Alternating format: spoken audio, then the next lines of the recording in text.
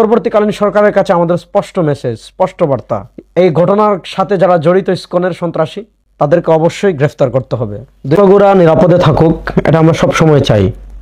এবং পৃথিবীতে যে কয়েকটা রাষ্ট্রের সংখ্যালঘুরা সবচেয়ে নিরাপদে আছে, তার ভিতর অন্যতম হলো বাংলাদেশ।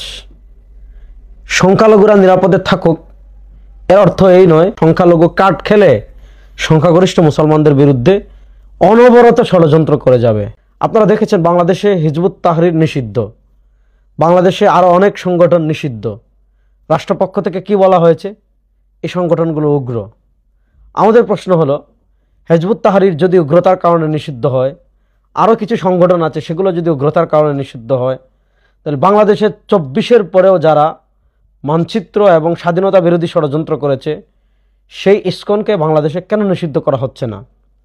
যে চিন্ময়ের মিত্রের অনুসারীরা আমার ভাই আলিফকে অত্যন্ত নির্মমভাবে খুন করেছে, তাদেরকে বাংলাদেশে কেন নিষিদ্ধ করা হচ্ছে না?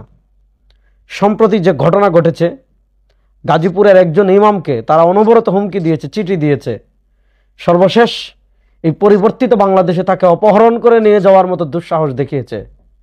তার অপারেশনের জায়গায় আঘাত করেছে, তাকে পিটিয়েছে, তাকে ইন্ডিয়া পাচার করে দেওয়ার চেষ্টা করেছে, আরও কিছু নোংরা কাজ করেছে, যে কাজগুলো প্রকাশ করার মতো না। অন্তর্বর্তীকালীন সরকারের কাছে আমাদের স্পষ্ট মেসেজ, স্পষ্ট বার্তা।